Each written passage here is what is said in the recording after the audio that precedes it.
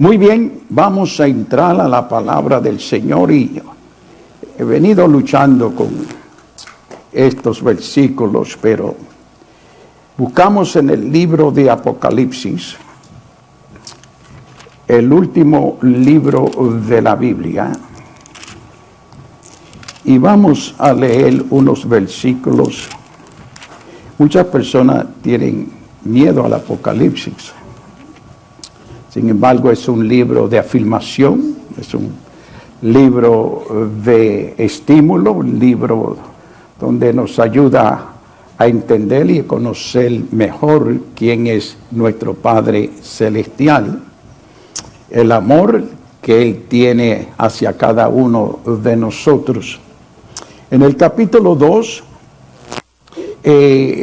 viene a ser el mensaje de las 7 iglesias que estaban en existencia en el Asia Menor, lo que tú y yo conocemos como hoy en día Turquía. Es interesante, unos años atrás mi esposa y yo tuvimos la bendición de poder caminar por algunas de esas iglesias o ciudades donde estaban las iglesias que el apóstol Juan describió, y ver las ruinas y traer a memoria las cosas que la Biblia registra. Cada una de esas ciudades era muy importante en sus días y desempeñaban un papel muy importante para que el evangelio siguiera expandiéndose. No fue fácil entrar en esos territorios. Sin embargo, encontramos que Dios usó las pruebas, la persecución, las tribulaciones para poder exaltar su nombre. Y en esta ocasión miremos la segunda iglesia que Juan describe, la iglesia de Esmirna. Es una iglesia muy peculiar porque es la única iglesia, bueno, está Filadelfia y Esmirna, las únicas dos iglesias que no hay reprensión, pero en esta hay más palabras de aliento y de fortaleza por la fidelidad a Dios en los momentos más dificilísimos de su vida. Y aunque usted no lo crea, solamente están en pies la ciudad de Esmirna y Filadelfia. Las otras ciudades que hablan a las 7 iglesias, las otras ciudades están en ruina hasta el día de hoy. 2000 años más tarde encontramos la iglesia de Esmirna. La ciudad todavía existe y está funcionando, aparte de la persecución. Estaré usando lenguaje actual. Dice: escribe al ángel de la iglesia de Esmirna: yo soy el primero y el último. Había muerto, pero he resucitado. Escucha bien lo que te voy a decir. Muy interesante. Yo conozco las dificultades por las cuales ahora pasan y sé que eres pobre, aunque espiritualmente eres rica. También sé lo malo que hablan de ti. En otras palabras, bien chismoso. Me gustó esta versión porque también sé lo malo que hablan de ti los que se consideran judíos, pero en realidad son un grupo que pertenecen a Satanás. En el campo de donde yo vengo, dice, más claro que eso no canta un gallo. Es muy claro, muy directo. Déjame decirte un poquito del trasfondo de esta ciudad. Esmirna era una ciudad bellísima, grande y orgullosa. Era un centro de educación y de cultura. Sí que ella, Esmirna, era la gloria del Asia.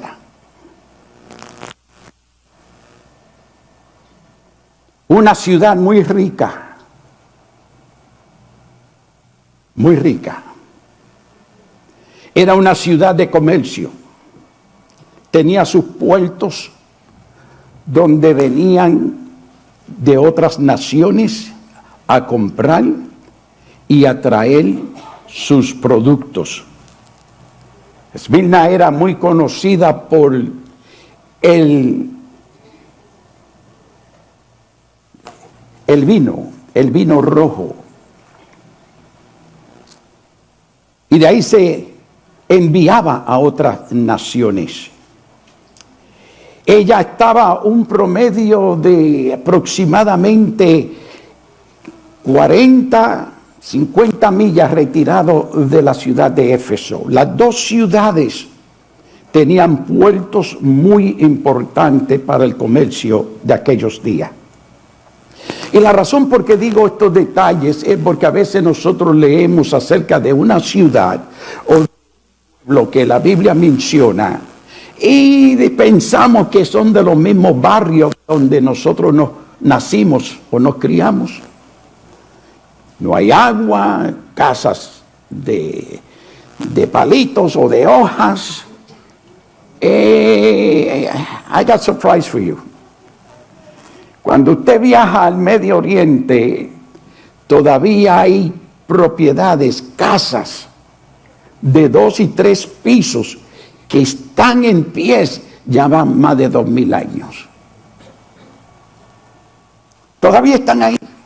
Han pasado por terremotos, por tormentas, huracanes, y ahí están en pies. Así que no piense que la construcción de ellos era inferior a la de nosotros. De modo, nosotros vivimos ahora en el progreso y tenemos todas las bendiciones que quizás ellos hubiesen deseado tener, pero quiero decirte que era impresionante tu ir a estas ciudades. Habían 11 ciudades que Roma había tomado para plantar y manifestar su imperio. Durante el tiempo de los imperios babilónico, Medo y Persias y Grecia, la costumbre era, y aún los reyes antes de ello, que cuando conquistaban una ciudad o un país, ¿qué es lo que hacían? Se llevaban lo mejor del país, se llevaban la gente esclava a sus países, quemaban prácticamente lo que quedaba atrás.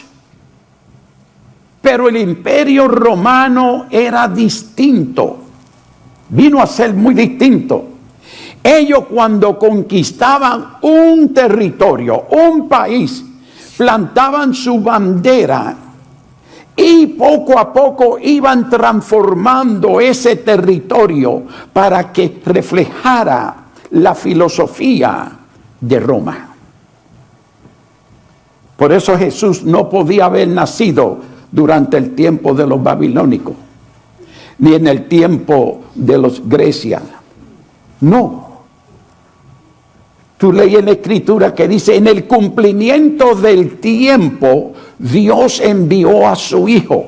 ¿Qué es lo que te está diciendo? Cuando ya las carreteras estaban hechas, los caminos que se necesitaban para llegar de un lugar a otro, los países que estaban con frontera, tenían ahora camino, porque los romanos se dedicaron a coger los esclavos y hacer camino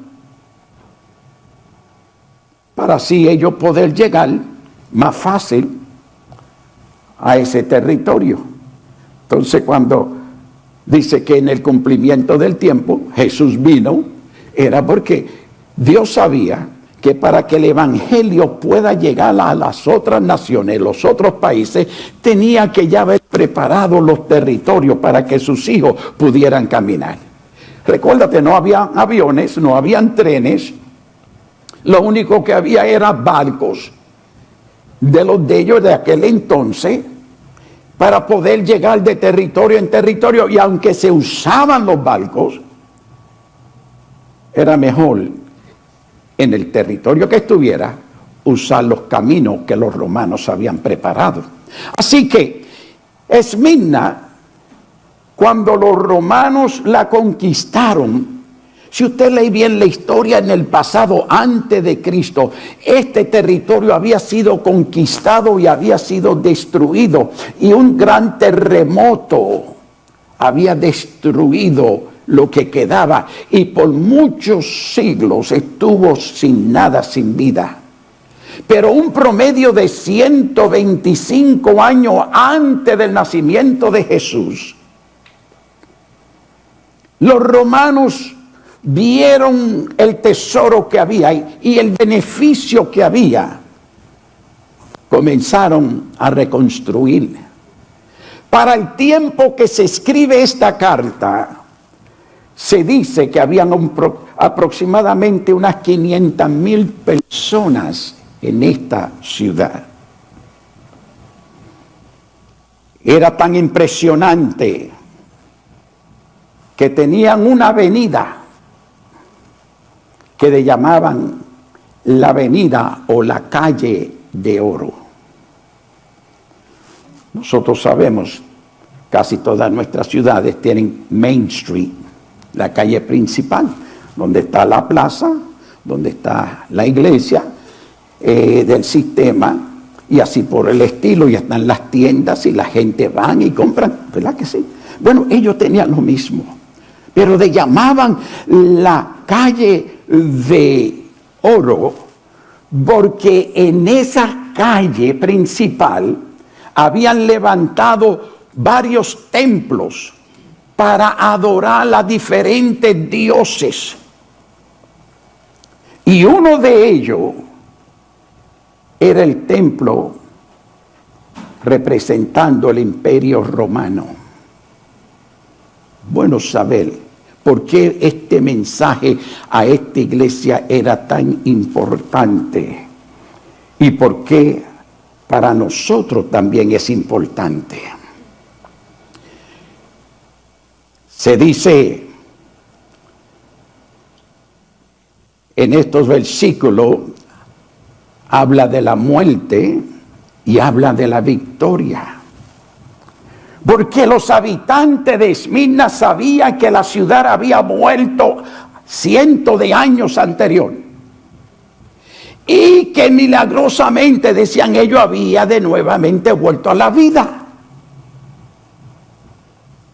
Pero el mensaje era para la iglesia, para el pastor de la iglesia, recordándole el que había muerto en la cruz, pero que había resucitado victoriosamente. No tenían que pensar en el sistema de ellos, sino que tenían que pensar que el que está hablando era el primero y el último. ¿Y quién es ese? Jesucristo. Yo soy el primero. En el capítulo 1 te lo dice, yo soy el primero y soy el último. En otras palabras, soy el único. No los dioses que esta gente servían.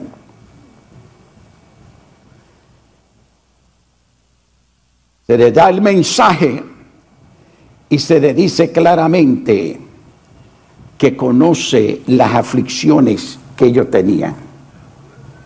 A veces que nosotros en nuestra desesperación pensamos que Dios no se da de cuenta por dónde estamos cruzando, cuáles son nuestros problemas, cuál es nuestra dificultad, cuál es nuestra enfermedad. Y yo he oído gente orando, decir, Señor, por favor, mira.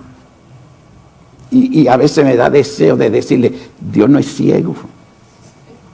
La Biblia dice que el ojo del Señor corre toda la tierra y ve todos sus hijos. Así que cuando tú oras, tú tienes que orar conscientemente de que Dios ve y que Dios sabe y que Dios conoce y que Dios está en control. Entonces, ¿por qué yo tengo que orar? Bueno, dándole gracias a Dios por la solución. Gracias, Señor, porque tú sabes este problema que tengo. Y gracias porque tú te glorificas.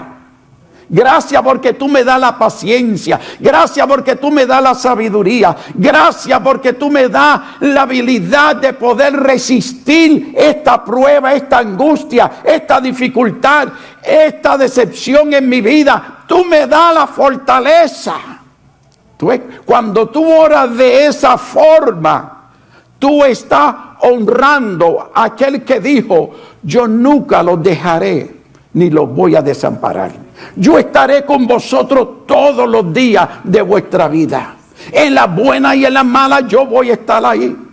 Entonces, cuando tú estás reconociendo su presencia en tu vida, en tu familia, en tu situación, en tu negocio, eso le da un coraje horrible al enemigo, pero hace a tu padre sonreírse, porque sabe el enemigo que tú estás confiando en él. Como dice un coro, aunque mis ojos no te puedan ver, yo sé que tú estás aquí. En otras palabras, tú y yo vivimos por fe y no por vista. Aunque mis manos no te puedan tocar, yo sé que tú estás aquí. Aunque en este momento esté llorando, yo sé que tú estás presente. Entonces, este era un mensaje muy importante para los habitantes de Esmirna. Ellos conocían toda la filosofía de esa ciudad y cómo se movía en esos lugares la mala información y la idolatría. El emperador le había pasado un edicto, especialmente cuando se dedicó su templo para el emperador de Roma. Al principio que la gente adorara voluntariamente, y la gente de toda la ciudad, los que querían adoraban y gritaban. Se paró un día en el año para que la gente quemaran incienso delante de él y que dijeran, el César es el Señor. Un día en el año. Llegó el momento que el emperador cambió de mente y dijo, no va a ser voluntariamente, todos tienen que hacerlo. Entonces, cuando tú en ese día señalado, tú ibas y encendías lo que tú y yo haríamos como encender una vela y reclamar que César es el Señor, te daban un certificado, un reconocimiento. Pero había un problema en esa ciudad, Y era que la iglesia de Cristo rehusó adorar al César. Y menos decir que Él es el Señor.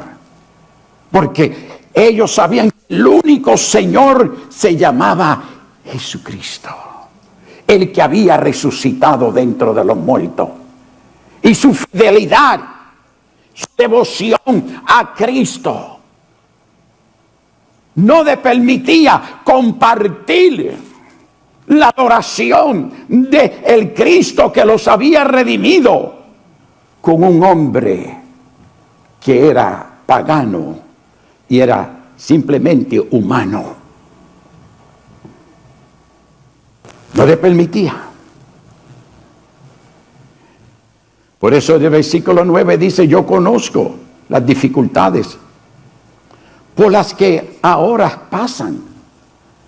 Porque si tú no adorabas,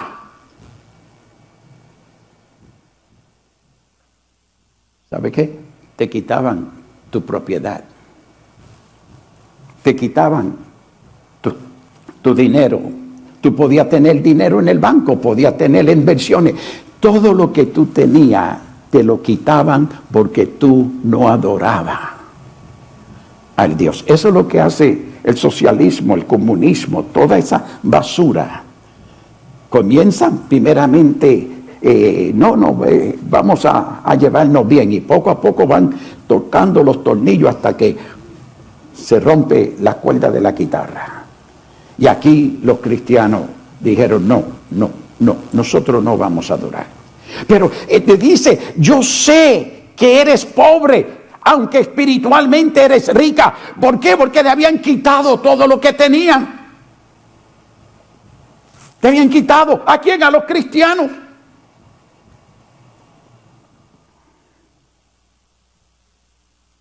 También sé lo malo que hablan de ustedes. ¿Quién era lo que estaban hablando mal? Los judíos que se habían vendido con el César. Los que no seguían la enseñanza del Jesús el resucitado. Ellos seguían con el corazón duro.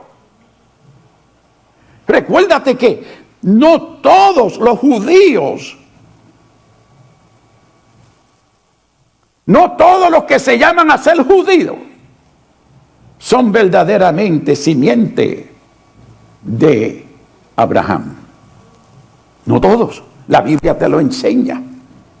Hay un grupo que jamás tienen el nombre, tienen la cultura, tienen hasta cierto punto la religión, pero nunca han abrazado el verdadero Dios de la Biblia. El mismo Dios que ellos supuestamente hablan de él, no lo han abrazado.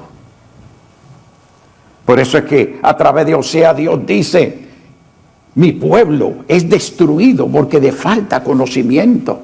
Le dice: yo no quiero sus sacrificios, yo no quiero sus ofrendas, yo lo que quiero es que me conozcan. Pero había un grupo que rehusaba conocerlo porque tenía que ser de su forma. Pues esta gente eran usados por Satanás. Satanás quiere decir el acusador, el que traiciona, el que provoca contienda, el chismoso, que le gusta sembrar discordia entre hermanos. Ese es un Satanás. Ese es un Satanás. Y eso está comprobado a través de la Escritura. Pues esta gente odiaban con pasión a los del camino, que en sí era el nombre correcto que se le llamaban, que son los que tú y yo conocemos como los cristianos. Y como ellos habían supuestamente abandonado la fe de ellos, la religión de ellos, Pues entonces ellos insistían que tenían que matarlo. ¿Tú te recuerdas que en cierta ocasión Jesús le dijo a los discípulos: ustedes van a ser odiados y perseguidos por aún su propia familia? Muchos de ustedes los pondrán en prisión. Jesús se lo dijo. Y le dijo: y muchos de ustedes los matarán. Y los que los matan pensarán que le están haciendo un favor a Dios. ¿Cómo es que el dicho que dice en guerra avisada? Pues entonces Jesús ya se lo había dicho. ¿Qué era lo que hacía que Pablo persiguiera a los del camino? El celo que detenía a su Dios. Y él pensaba con llevarla a esta gente y meterlos presos. Él estaba haciéndole un favor a Dios. Hasta que Jesús se le encontró en el camino. Y todavía este sistema sigue en el Medio Oriente. Todavía sigue esta mentalidad. Tú sabes, nosotros cuando vamos allá, vamos como turistas, hay cierto territorio que nosotros podemos entrar porque ellos, aunque nos odian, aman el billetito verde. Ustedes saben el dicho que dicen que por $10 le venden el alma al diablo. Esta gente, tú sabes, ellos te tratan lo más bien en ciertos territorios. Si tú te cruzas la línea, puedes ser matado, puedes ser capturado, puedes ser apedreado. Entonces, cuando nosotros vamos, porque los turistas cuando van es porque quieren conocer la historia, especialmente cuando visitamos las ruinas donde estuvieron las iglesias, donde caminó Jesús, tú sabes, donde se bautizó Jesús. Todo eso es impresionante porque la Biblia se hace tan real. Pero yo no voy a ir porque yo quiero caminar por donde caminó Jesús. Si ya donde caminó Jesús ya eso desapareció. Tú sabes cuánto ha llovido y cuánta lluvia ha caído y cuánta tierra ha caído. Todo eso sí que tranquilo. Pero simplemente para conocer mejor la Escritura y conocer mejor y poder, cuando trato de enseñar algo, dejarles saber a ustedes que estos lugares es real, que usted puede ir y verlo. Y eso le da fuerza a la Escritura. Yo oí gente decir: quiero ir al Jordán para bautizarme donde Jesús se bautizó. ¿Quién le dijo a usted que esa agua del Jordán se quedó quieta cuando Jesús se bautizó esperando que tú llegues a bautizarte? Ese río se ha secado, se ha bordado, se ha secado, se ha llenado y sigue el agua corriendo y sigue el sucio, así que la gente a veces no sabe apreciar la Escritura y que participar. No, yo quiero caminar por donde Jesús caminó. Me gustaría llevarle una cruz. Sigue caminando y mira el monte. Trépate allá arriba y vamos a clavarte. Porque si quieres caminar por donde Jesús caminó, hay que clavarte. No, yo no quiero ir a ese extremo, ese fanatismo. No gaste tu dinero. Estos judíos determinaron destruir a los cristianos. En todo tiempo, desde el momento que Jesús resucitó de entre los muertos y el poder del Espíritu Santo se manifestó en el aposento alto, comenzó la persecución contra de los seguidores de Jesús. Hasta el día de hoy. Hasta el día de hoy.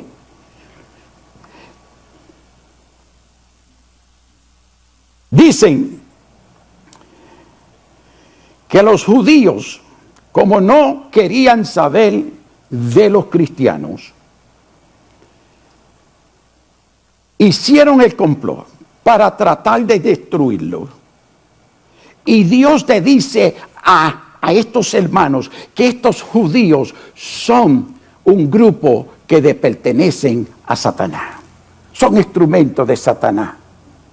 En otras palabras, ya tú sabes que la persecución viene y Dios está al tanto de lo que está pasando. ¿Eres pobre? porque te quitaron todo, pero en realidad eres rica.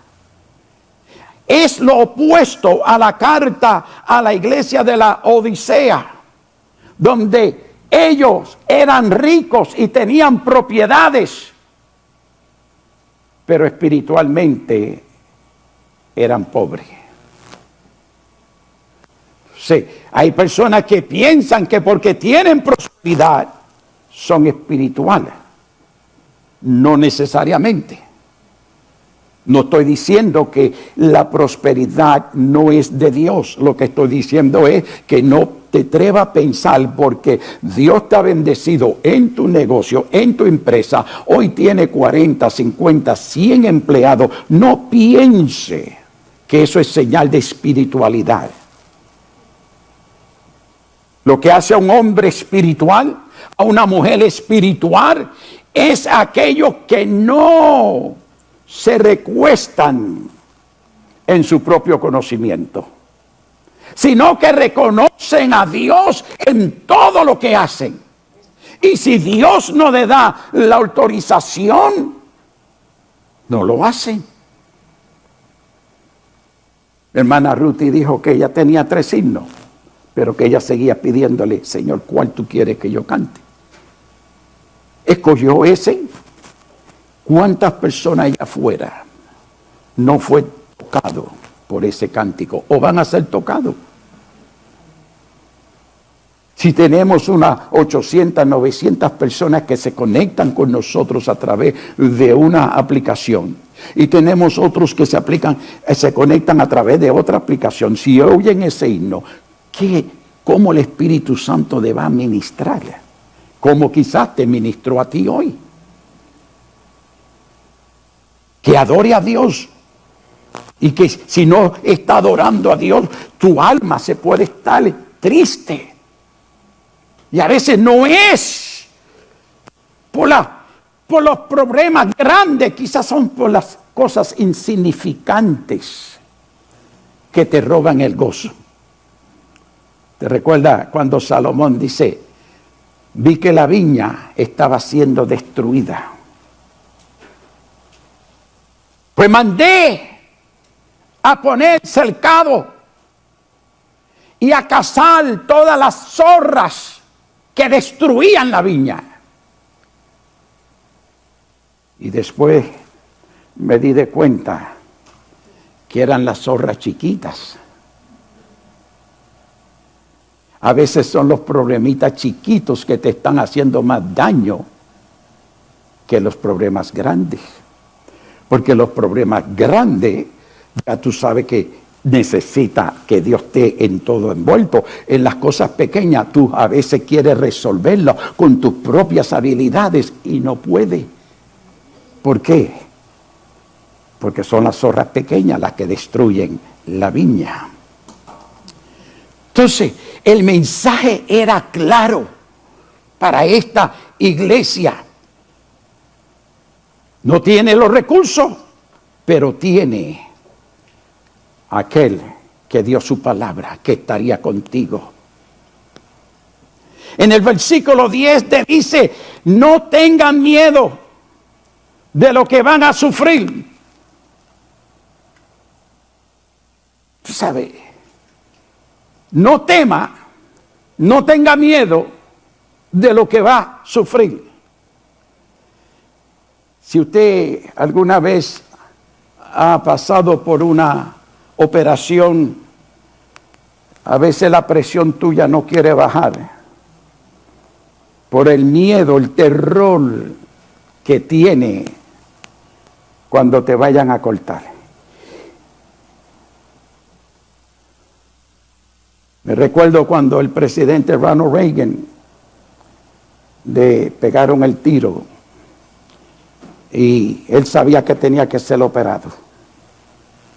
Y él miró a los doctores antes que le pusieran la máscara y le dijo: yo estoy orando que todos ustedes sean republicanos como yo.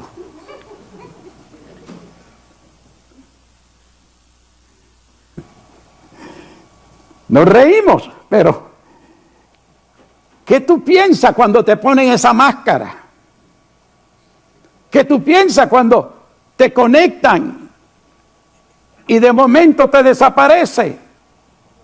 Y al parecer tuyo en 2 minutos te están diciendo, hey, it's time to wake up. Pero ¿cuándo me van a operar? Ya te operaron. Ya pasaste. Bueno, el Señor le dice, no tengan miedo de lo que va a sufrir. El diablo meterá a algunos de ustedes en la cárcel. Me gusta como dice, para ver si en verdad confían en mí.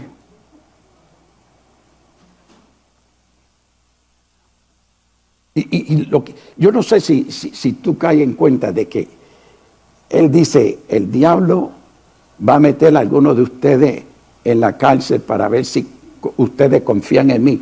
Espérate, ¿por qué tú no reprendes al diablo para que no me meta en la cárcel? Bueno, hay varias razones. Porque el diablo tiene que ver que tú verdaderamente confías en él, en Dios. Tú tienes que saber que verdaderamente está confiando en Dios. Y los que te están viendo y observando sabrán que tú verdaderamente confías en Dios.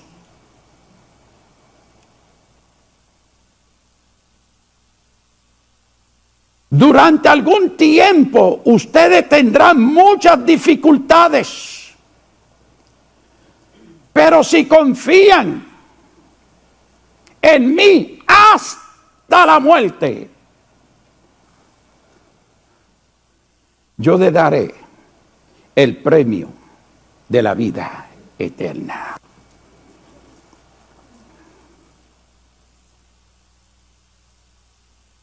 En algunas versiones dice que será tentado, probado por 10 días. Podía ser 10 días para cada persona en su tiempo. Podía ser, algunos dicen, 10 años.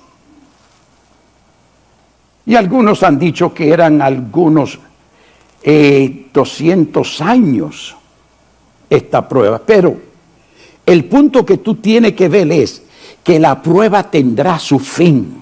Que tu dolor, que tu pena, que tu tristeza, que tu amargura, que tu enfermedad, que tus dolores de cabeza tienen un límite. ¿Por qué? Porque el llanto puede durar toda la noche, pero por la mañana viene el grito de alegría. Por la mañana viene el momento cuando tú puedes bendecir a Dios con todo tu corazón.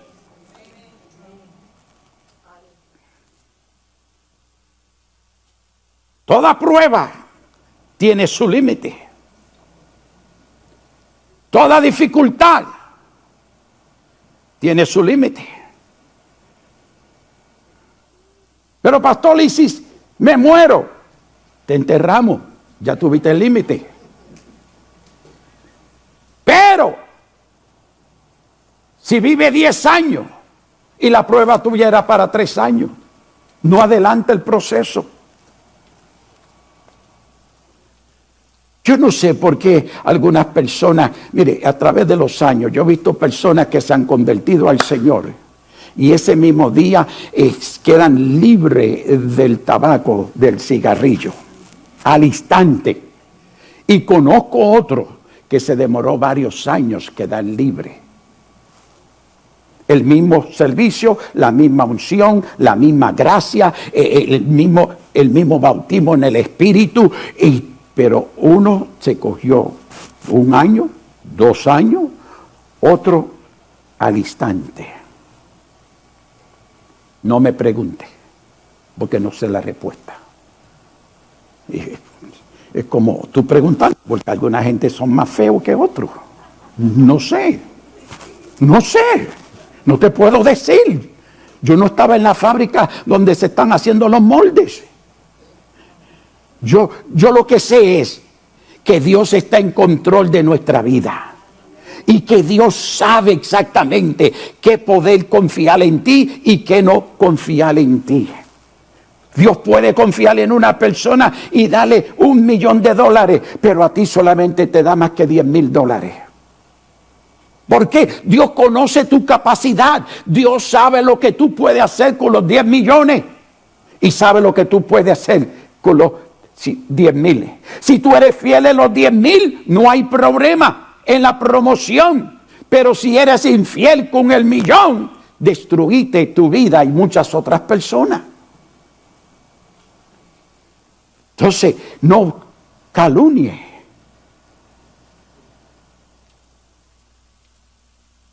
Llegó el momento que en esta iglesia comenzaron a arrestar a los seguidores de Jesús, a los del camino. Vinieron donde su pastor unos años más tarde y le dijeron al pastor, ¿qué hacemos? Policarpo era el pastor de esta iglesia, era el obispo, pastor, era un discípulo de Juan el apóstol, así que ya estaba avanzado en años, y él le dijo a los hermanos de la congregación, váyanse a otros pueblos, váyanse a otras ciudades, y sigan confiando en el Señor para escapar. No hay ningún problema que si tú sabes que viene un huracán para el pueblo tuyo, no es falta de fe tú montarte en el coche e irte para otro pueblo. Por lo menos tú lo sabes. Ahora, cuando viene un terremoto, como lo que ha sucedido en estas semanas, el terremoto no avisa, pero el huracán sí. Este problema ya Dios se lo había advertido. Hay muchas personas que dicen, ¿cuándo fue que este mensaje fue escrito a estas iglesias? Cuando yo leo y escucho y busco y exploro, creo firmemente, porque algunos predicadores te dicen, y algunos comentarios de la Biblia, que este libro fue escrito en el año 95 después de Cristo, pero la persecución comenzó en el año 66. Entonces, ¿de qué vale que te manden un mensaje 30 años más tarde? De algo que ya pasó. Entonces, yo creo firmemente que este mensaje, por algunas fuentes de estudio que he hecho, fue escrito para el año 63. El libro de Apocalipsis no fue escrito cronológicamente. Entiéndalo bien. Tiene sus divisiones. Diferentes épocas. Entonces, yo soy de los que creo de que tenía que haber sido el aviso, por lo menos en el año 63, 64, que había persecución, pero no como la que comenzó en el año 66. Ahora, ya han pasado varios años, varias décadas, y la iglesia sigue siendo perseguida. Y le preguntaron al pastor, ¿qué hacemos? Y él dijo, escapen por su vida, síganle infiel a Dios. Y él mismo con los ancianos se fueron a una hacienda de un hermano en la fe. Y dice la historia, esto no está en la Biblia, ahí tiene que ir a los comentarios. Dice la historia que capturaron dos jóvenes que estaban en fuego por Jesús, pero cuando los agolpearon tan fuerte y tan severamente, se rindieron y dijeron dónde estaba el pastor escondido. Mientras esto está sucediendo, dice la historia que Policarpo estaba un día durmiendo, una noche durmiendo, y soñó de que su almohada estaba ardiendo en fuego. Despertó en la desesperación y oyó una voz que le dijo, así será tu martirio. Ya él entendía que iba a ser quemado. Dice que un día llegaron los soldados, con la policía, los soldados, un escuadrón grande. Y Buscaron hasta que lo encontraron y cuando lo vieron tan anciano, 86 años de edad tenía, se sorprendieron que habían gastado tantos recursos para mandar tantos soldados para ir a arrestar a un viejito. Y no estoy mirando a Rafi.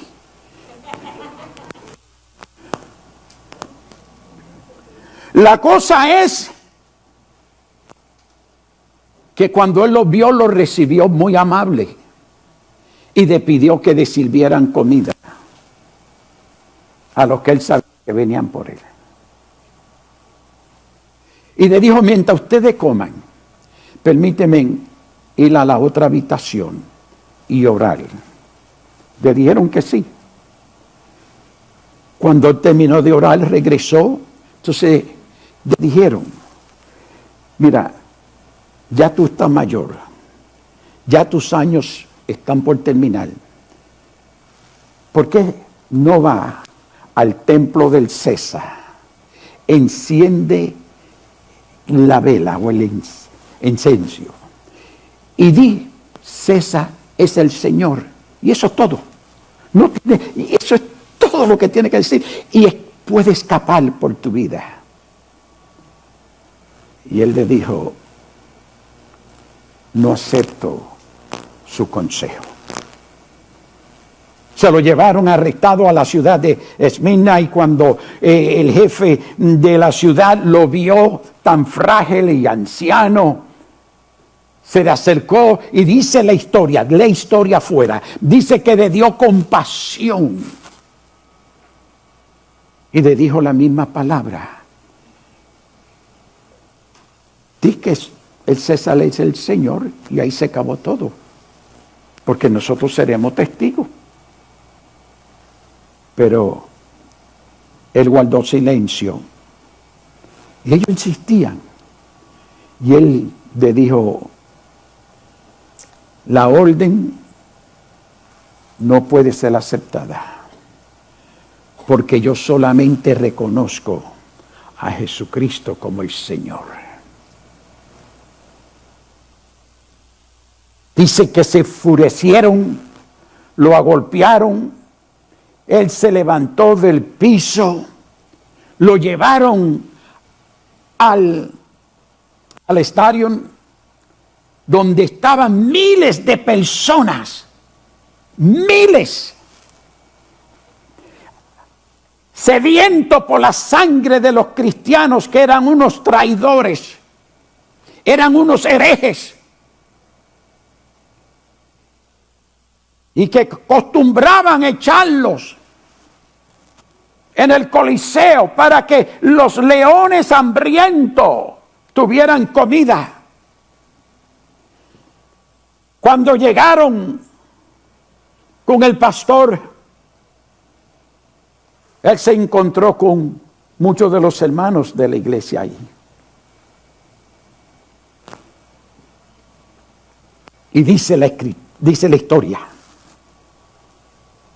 que oyeron una voz los hermanos que decía, manténganse en firme porque hoy hablarán de mi grandeza. Y esto produjo una paz en el corazón de estos hermanos. Cogieron un grupo de estos creyentes, dice la historia, la Biblia no lo dice, la historia, que lo echaron en el Coliseo, sacaron los leones. Cuando los leones se acercaron donde este grupito en particular, los leones dieron la vuelta y siguieron caminando. Porque ya ellos habían comido a otros seguidores de Jesús, pero a este grupito milagrosamente no le hicieron daño. Y esto lo estaba viendo el pastor. Y le dijeron, es tiempo, porque para ti tenemos otros leones. Y él le dijo, señores, yo no le tengo miedo a los leones. Yo no le tengo miedo. Lo agolpearon y le dijeron, te vamos a tirar. Saquen los leones. Yo no le tengo miedo, Porque cuando ellos me coman a mí, yo estaré en la presencia del Señor. Dijeron, pues está bien, no de tener miedos a las fieras, lo que vamos a hacer es encender un fuego y te vamos a quemar vivo. Y él dijo, enciendan el fuego. Y cuando veo que el tiempo se me ha acabado, pero vele bien, y ustedes están atentos, porque ninguno de ustedes ha leído esta novela. Pero escúchame bien, cuando llegó el momento que lo fueron a amarrar, él dice, no me tienen que amarrar, yo no me voy a ir corriendo. Trajeron mucha leña, lo pusieron en el centro, encendieron la leña en fuego. La llama, dice la historia, que subía esas llamas. Y de momento vieron como que un humo que parecía como una paloma que volaba. Pero se dieron de cuenta que el fuego no lo estaba tocando a él. Como que había una pared de protección. Como los 3 jóvenes hebreos, ¿se recuerdan? Y dice que el jefe se llenó de tanta ira y la gente gritaban, mátelo, queremos su sangre. Sacó la espada y traspasó a Policarpo. Y la sangre corría. Murió por causa de la espada y no por el fuego.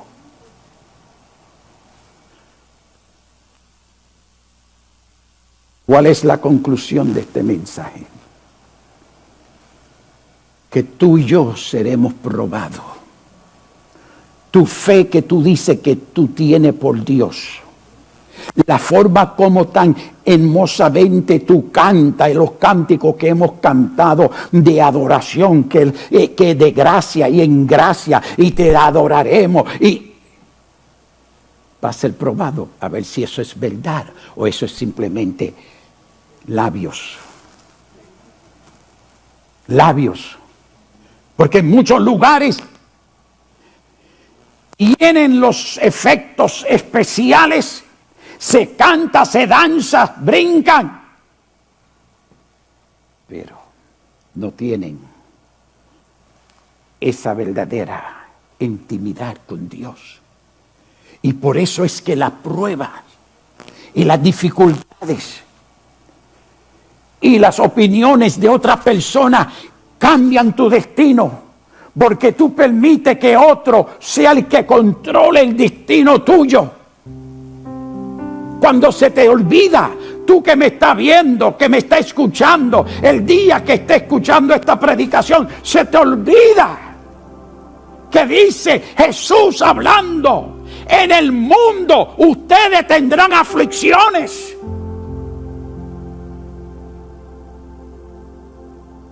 Pero confiar que ya yo he vencido al mundo. Las aflicciones, las tribulaciones, el dolor, la enfermedad, la pobreza es temporero.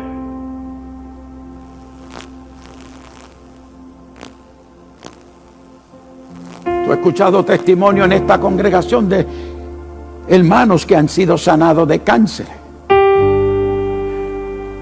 La experiencia que ellos tuvieron no la cambian, porque eso ha afirmado su fe, su convicción, su determinación de que la razón por qué Dios los tiene con vida es porque Dios todavía no ha terminado con ellos. Tienen un propósito con ellos, con ellas. Aquellos que han pasado por las situaciones que sea de adversidad, pérdida de contrato, de trabajo, pérdida de finanzas, no lo pueden cambiar por nada, porque saben que después de este periodo vendrán a ser bendecidos como Job 2 veces más de lo que antes tenían, si son fieles a la palabra, si son fieles a la palabra de Dios. No se dejarán vencer. Si cambia tu estilo de vida y lo somete a lo que dice la palabra de Dios, tú verás cómo Dios de esa situación, de esa ceniza, puede hacer algo precioso. puede hacer algo hermoso. Dios puede coger esa vasija rota que se echó a perder en las manos del alfarero y construir una nueva. Una nueva. No te dejes vencer por el enemigo. Ayer no tuviste la victoria, hoy la tienes. Hoy no la tendrás, mañana la tienes. Pero sigue creyendo, sigue confesando, sigue decretando lo que está escrito. Señor, esto es lo que dice tu palabra. No digas, Señor, tú te recuerdas un texto que tú dijiste. No, dile al Señor, ¿dónde está?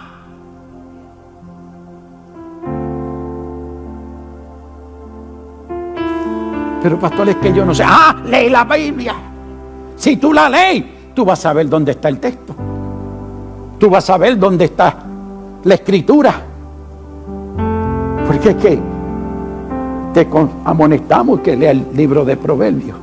Porque ahí tú vas a encontrar finanzas, salud, amistades, prosperidad, fracaso, pródigos, división, engaño, acusación.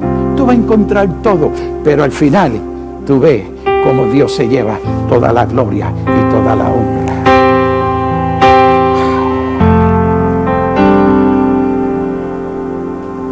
Señor amado, en esta tarde te bendigo y te honro. Porque yo no sé a cuántos de nosotros tú nos has hablado a través de esta palabra. Yo no sé, porque yo sé que tú siempre nos habla el predicador.